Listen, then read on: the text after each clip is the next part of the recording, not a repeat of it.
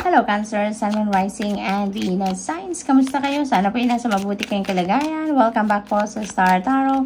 Kung bago kayo dito, welcome din kayo. Thank you sa inyong support. I truly appreciate it. God bless you all. Cancer, pauna mensahe ninyo ay you need to put the music back into your life. Ayan. So, Cancer, maaaring nagkaroon kayo ng disconnect dito sa musika. Maaaring dati, siguro nagtutugtog kayo ng musical instrument. Maaaring dati na kumakanta kayo. Maaaring dati nakikinig kayo lagi sa musika. Pero for some reason, maaaring nagkaroon kayo ng disconnect. Hindi na kayo nakapakinig, hindi na kayo nakakapagsulat ng kanta, hindi na kayo nakakatugtog, yung mga ganon, Pero ngayon, maaaring may sitwasyon kayo na kailangan ninyong ibalik ang musika to inspire you siguro or to reignite your passion, Maaaring ganon. Kaya, itong panawagan sa inyo ng Divine Universe, Put the music back into your life. Maaari din na kailangan ninyo dito ng alam mo yun, makinig kayo sa musika because there are also a lot of music out there na very therapeutic, very healing, diba? Kaya maaring yun din ang kailangan ninyo, para makagaan-gaan sa inyong mga pinagdadaanan. Being with nature will give you the answers. Ayan. So, maybe, Cancer, marami kayong tanong din sa sarili ninyo or tanong kayo sa mga angels ninyo or tanong ninyo sa Panginoon, iniimbitahan kayo dito na lumabas kayo, spend time with nature because maybe gagamitin ng Divine Universe dito ang nature spirits, ang nature elements, para makapagbahatid sa inyo ng kasagutan.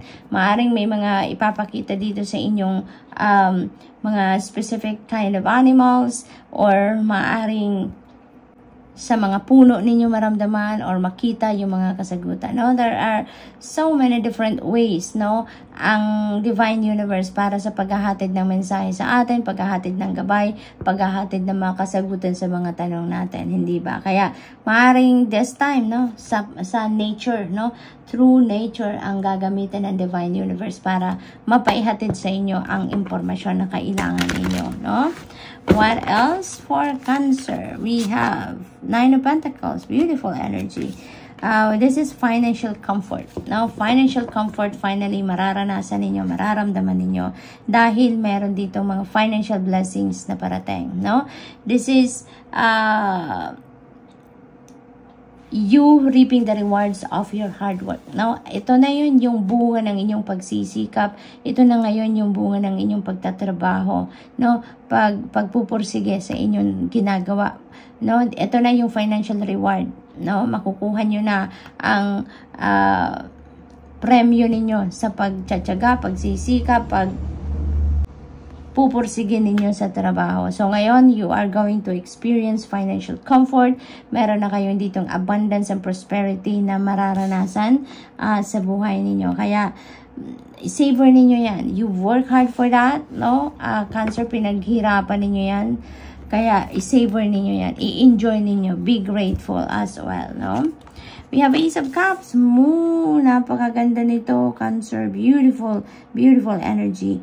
This is new beginning energy kasi this is an A. So, this is number 1. So, bagong simula ito, Magsisimula kayo ng bagong sitwasyon sa buhay ninyo na talaga namang you will be very happy. You're going to be very joyful. Yun ang pakiramdam ninyo dito sa mga bagong gagawin ninyo, This is also divine blessing, Divine blessing ito at kung ano man ang blessing na itong parating, yan ay makakatugon or yan ay tugon doon sa kung ano ang inyong mga pangangailangan sa ngayon. Whatever you need will be met sa ngayon, Cancer. So, this could be in any area of life, depende sa inyong sitwasyon. This could be love, this could be trabaho, this could be opportunities like career or business opportunities, This could be support ng mga tao sa inyo. This could be anything, Anything in the world ay maaaring dumating sa inyo dito. Maaaring kahit anong blessing, ang gustong iparating sa inyo ng Panginoon ay yun ang dadating sa inyo. At ang maganda rin dito, this is not just enough para sa iyo. This could be more than enough para sa sarili ninyo, more than enough para sa mga mahal ninyo sa buhay.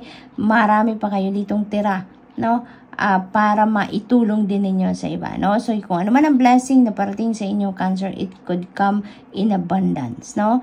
Dahil alam, no? God knows that you are very generous, that you are very compassionate, no? Kaya bibigyan kayo ng sobra para sa iyo, para sa mga mahal niyo sa buhay, para makapag-share uli kayo, no? So that's really beautiful. So magsisimula kayo dito ng bagong sitwasyon, no? Kahit anumang area, meron ditong bagong magaganap. 5 of Pentacles energy, no? Maaring dito kayo nang gagaling. Maaring ito ang iyong sitwasyon recently. Siguro, feeling ninyo siguro you are isolated. Feeling ninyo siguro walang support. Kayo na nakukuha from other people, walang tulong. Maari din na may pinagdadaan ng financial ang iba sa inyo dito, no? Maaring yun ang sitwasyon ninyo. But look at that, no? Look at that, you are receiving blessings. At kung blessings na to, that could include also money. That could also include financial opportunities and blessings na parating. And look at that, meron din tayong financial comfort, abundance, and prosperity. Kaya ito yung magiging kasagutan dito sa inyong sitwasyon. Kung ito ang inyong pinagdadaanan sa ngayon, definitely this is going to fade away from here on dahil ang dami ninyong biyayang parating, no? Kailangan ninyo dito ng suporta ng mga tao. People, no, will be reaching out to you para tulungan ka, para suportahan ka, para gabayan ka, no? Pera, meron na tayong financial abundance, meron tayong financial blessings na parating. Kaya kung ano man ang inyong problema sa ngayon, Cancer, most likely, no, magsisimula na kayong iwanan na ang sitwasyon na yan because breakthroughs are coming in. Solutions are coming in. So, good luck, and that's all I have for you for today. Thank you for watching. Love and light. Namaste. Hello, Scorpio, Sun, Moon, Rising, and Venus signs. Kamusta kayo? Sana po nasa mabuti kayong kalagayan. Welcome back po sa Star Tarot. Kung bago kayo rito, welcome din kayo. Thank you sa inyong support.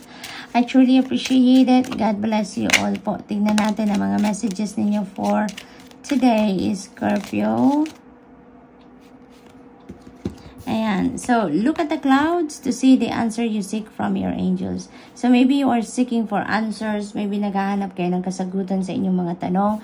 And ang kasagutan ipapadala sa inyo ng inyong mga guardian angels through the clouds, no? Kaya pag lumabas kayo ng bahay, make sure na tumingala kayo sa skies dahil baka nandyan na ang mga elemento na maaaring ipapakita sa inyo ng inyong mga angels, at yun na magiging kasagutan sa inyo, sa inyong mga tanong, no? That could be kung ano man, maybe animals na makikita ninyo dyan. Maaari din naman na specific kind of birds na makikita ninyo dyan. Maaaring meron din kayong makikitang plane, no, na lumilipad dyan. Maaari din ng mga clouds formation ito na makikita ninyo, no? So, depende sa inyong sitwasyon. Tumingala kayo sa clouds at dahil baka nandyan na ang kasagutan sa inyo, no? Ask your inner self the answer to your question. Ayan. So, maybe, no, maraming gumugulo sa isip ninyo sa ngayon, Scorpio. Maaring may kalituhan kayong nararanasan sa ngayon. Maaring meron din kayong confusion talaga. Maaring yung isip ninyo at ang puso ninyo parang may kaguluhan nangyayari, no? Kaya, marami siguro kayong tanong, no? Maaring maraming tanong din kayo sa sarili ninyo na hindi ninyo mahanapan ng sagot. Kaya, ang advice sa inyo dito, ask your inner self, no? Tanungin ninyo ang sarili ninyo dahil alam niya kung ano ang sagot dyan sa inyong mga tanong. So, you may need to go deep within. You may need to do some kind of solitude dito, Scorpio, para marinig ninyo ang kasagutan ng inyong sarili, ng inyong soul, no? Kasi, pag nagpapahinga tayo, pag wala tayong ginagawa, nagpapahinga tayo, nakaupo, nakahiga, mga ganon. Nagpapahinga din ang isip natin, ano? Most likely, nakakahinga din ang isip natin along with the body kapag wala tayong ginagawa, no? And with that, kapag tahimik tayo, that is when we allow our soul to speak. Kaya maaring yun ang kailangan ninyo sa ngayon. Yun ang kailangan ninyong gawin para marinig ninyo kung ano yung sagot ng soul ninyo, ng sarili ninyo doon sa mga tanong, sa mga bagay na naguguluhan kayo, no, Scorpio? So, we have Lovers energy. Ayan. So, most likely, no, ang mga tanong na yan, ang mga bagay na nakakagulo ng iyong isipan at ang inyong damdamin is related sa inyong relationship. No? Maaaring ganon. That could be decision making na kailangan ninyong gawin sa inyong mga relasyon.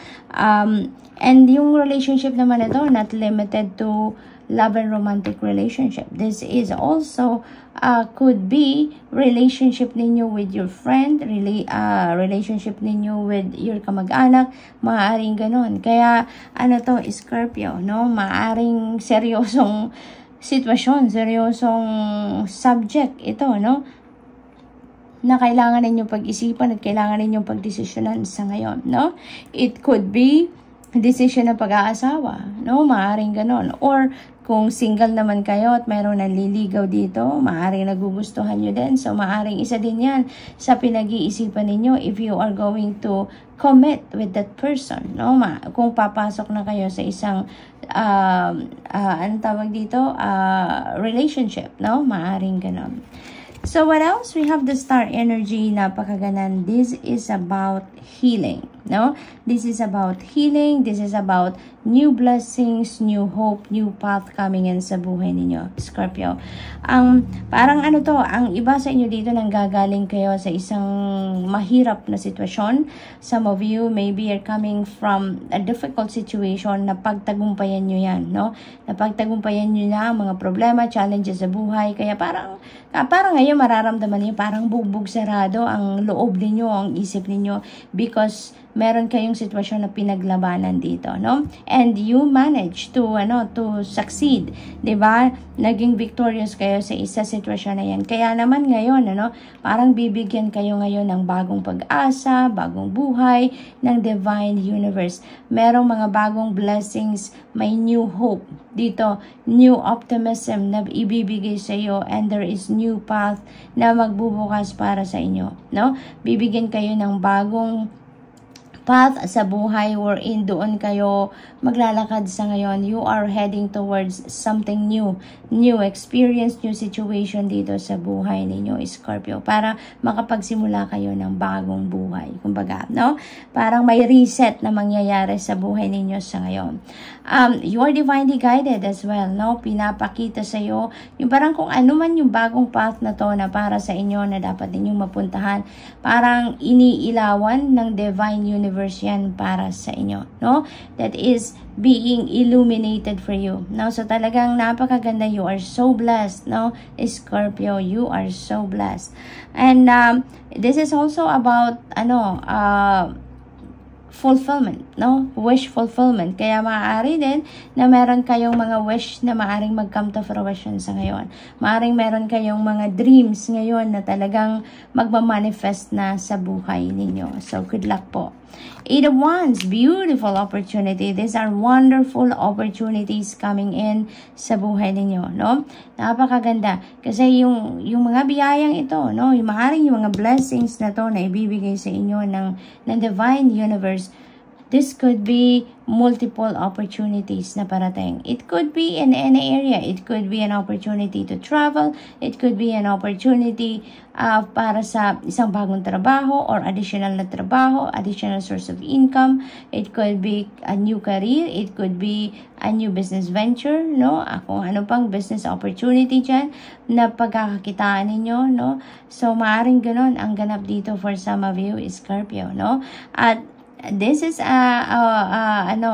yung 8 of Wands is a fast-moving energy, kaya maaaring mabilisan ang pagdating ng mga bagay na to, and it also may require your immediate attention. It may require you to decide as soon as possible as well, no? So, parang ganun ang ganap dito for some of you. So, this is really, really wonderful, no?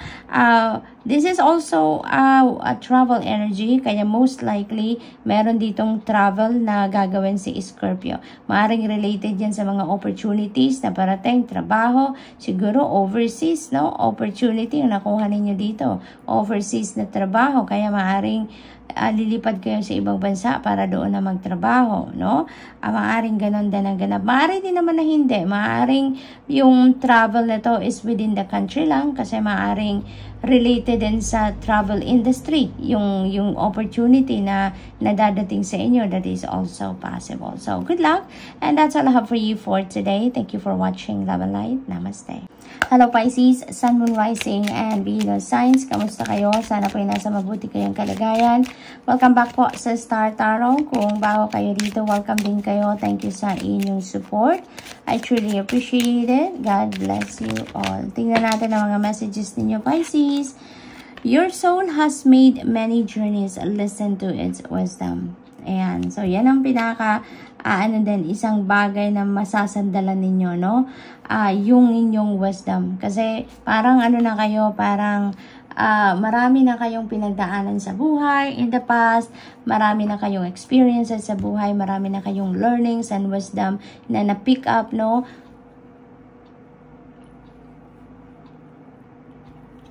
Along your life's journey, kaya now is the time for you naman na gamitin ninyo or sandalan ninyo ang inyong mga learnings in life sa inyong mga journey din sa ngayon, sa inyong mga pinagdadaanan din sa ngayon, ano?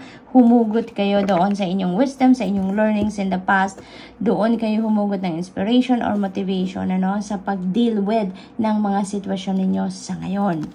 Your family needs you right now, Pisces, no? Call upon your angels to give you strength. Maaari siguro na matagal na kayong walang communication with your family.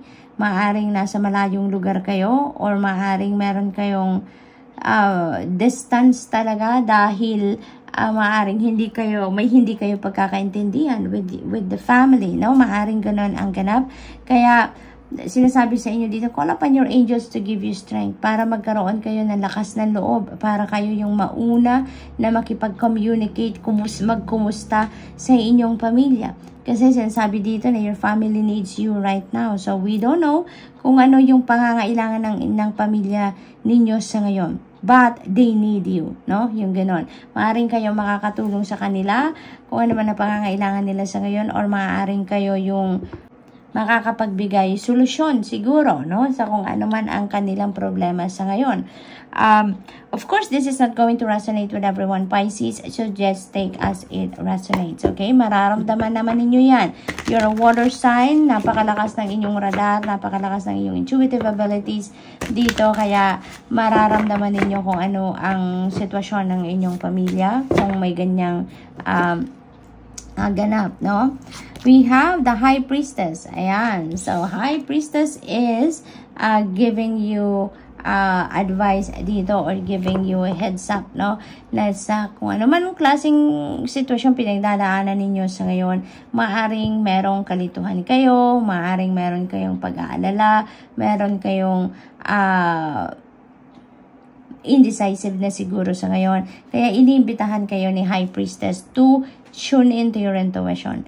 Napakalakas ngayon ng iyong intuitive abilities, yung psychic abilities ninyo, Pisces, no? Kaya maraming downloads, maraming intuitive messages na parating sa inyo dito para tulungan kayo, no? Tulungan kayo na makapagdesisyon, tulungan kayo sa kung ano man ang dapat na path na tatahakin ninyo, ano yung gagawin ninyo, yung ganon. Kaya, napakahalaga na lagi kayong makinig sa inyong intuition dahil yun ang magdadala sa inyo doon sa tamang path na dapat ninyong puntahan, ano? Tutulungan kayo, magkaroon kayo ng kalinawan sa inyong isipan. Lumuwag ang inyong pakiramdam, yung mga ganon, no? Pisces, what else? We have the star energy. This is healing. This is healing. So, napakaganda rin ito kasi feeling ko ang iba sa inyo talaga merong rough patch na pinagdaanan in the past with family, no? Kaya siguro nagkaroon kayo ng distansya, maaring hindi kayo nag-uusap for so long, maaring may hindi pagkakaintindihan, ano. Pero ngayon, with the star energy, healing is coming in. So, maaring ito na yung panahon, ito na yung tamang pagkakataon para kayo'y mag-uusap na, para kayo'y mag-reach out na with each other, or kayo, maaring kayo yung mag-reach out doon sa inyong pamilya, at there could be reconciliation dito. Merong pagpapatawad na dito, no? Kaya magkakaroon na ng healing ang inyong mga pinagdadaan ng emosyonal na hindi maganda, no? So ngayon, maybe this is it, no? Maybe this is divine timing na para kayo ay magkaayos na, magkausap na, at ma-patch up na kung ano man ang inyong hindi pagkakaintindihan, no? This is also a new path, no, opening up for you. This is also new hope, new optimism. Meron ditong bagong pag-asa, bagong buhay na ibinibless sa inyo or ibibless sa inyo ng Divine Universe Pisces. Kaya napakagandang a new beginning, no? This is also a new beginning energy. This is also about wish fulfillment, no? Kaya maaring meron din kayong pangarap na magka-come to fruition na ngayon. Maaring meron kayong mga dreams that are going to manifest in your life sa ngayon. Kaya napakaganda rin itong event na to sa buhay ninyo, Pisces. Page of Cups. Ayan, magiging masayang-masaya talaga kayo sa ngayon. Maaaring ang focus ng iba sa inyo dito is friendship. Maaaring meron mga bagong pakikipagkaibigan dito na magaganap. Maaaring meron kayong mga bagong taong makikilala and you're going to develop your relationship in a deep friendship, no? Maaaring ganon, magandang pakikipagkaibigan ang mabubuo.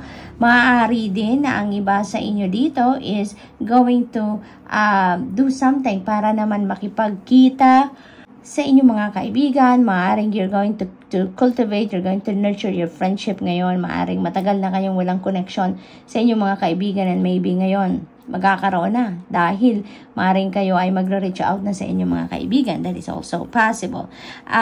Dito din, maaaring meron ditong mga sitwasyon din na magpapakilig sa inyo, no? Maaaring meron dito mga invitation for social gatherings, no? Kasalan, maaaring gano'n, mga birthday parties, anniversary parties, maaaring meron din dito mga marriage proposal na magaganap, no? Kaya pati kayo, kikiligin din kayo, no? Sa sitwasyon na yan na maaring attendan ninyo. So, good luck, Pisces. That's all I have for you for today. Thank you for watching. Love and light. Namaste.